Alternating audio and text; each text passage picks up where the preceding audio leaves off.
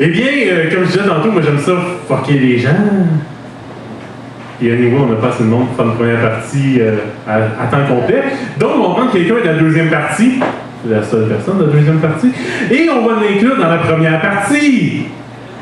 Alors, je vous demanderai à tous d'accueillir quelqu'un. Là, Michel, dites-vous une chose, c'est que Michel, son accent, ça vous a permis de vous mettre de préparer votre oreille, de vous préparer à entendre des accents un peu étranges pour elle. Donc, je vous demanderai à tous d'accueillir notre Française de passage à long terme, qui habite ici depuis plus longtemps que moi. Non, quand même pas. Je vous demande à tous d'accueillir Madame Corinne Dugé!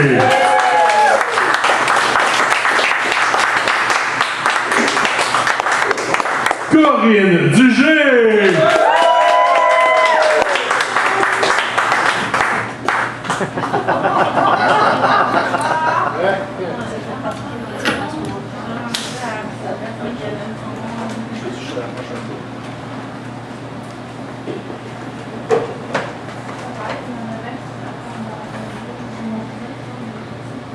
À part.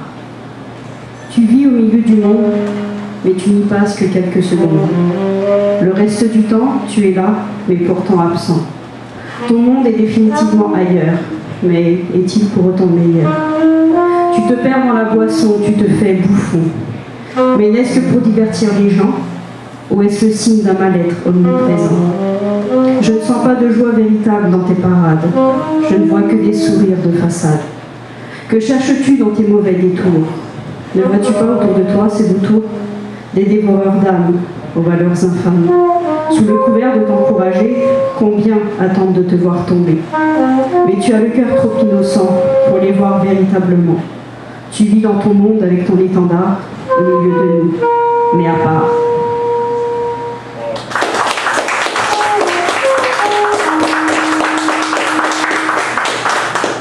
Désolée, je m'étais quand même pas préparée, j'ai prévu la deuxième partie.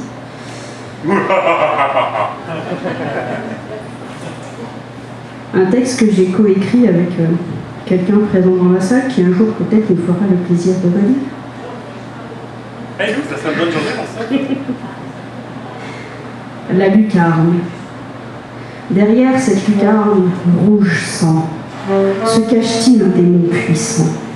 Sur quel cauchemar est-il penché? Qui est la victime tyrannisée? La victime ne peut crier victoire, elle s'est faite saigner vivante. Son cauchemar est constant, son désastre est ambiant. La victime est à terre, les lèvres du démon à son pouls. Son sang dans un dernier geyser abreuve le démon fou. Pendant son départ trop hâtif, elle perçoit nullement la souffrance. Elle ne pleure plus, elle sourit, elle n'est plus. Le démon rassasié retourne à son grenier.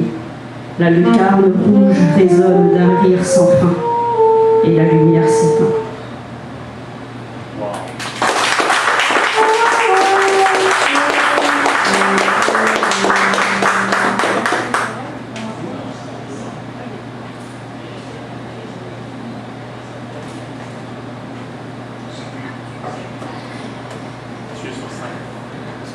Ok, merci. Je me demandais, j'ai des absences comme ça des fois. Un texte que j'ai écrit il y a presque un an, j'ai probablement déjà lu ici, je ne m'en rappelle plus, je vais vous le refaire. De toute façon, c'est jamais les mêmes personnes qui sont là, donc il y a les trois quarts de vous qui n'ont jamais entendu, donc ça va bien. Enfermé. Enfermé. Bâillonné. J'ai tout fait pour t'oublier pendant 28 longues années. Je t'ai si souvent ignoré et si souvent refusé de t'entendre pleurer. Pendant plus de 28 ans, j'ai amplifié tes blessures d'enfant, en muselant les souffrances que tu me criais depuis ton silence. Silence dans lequel je t'ai moi-même enfermé, toi que je refusais d'écouter. Je ne t'ai jamais offert la possibilité de tes chaînes te libérer. Je n'ai fait que plus profondément blesser ton innocence déjà bafouée. Aujourd'hui, j'ai 39 ans, 40.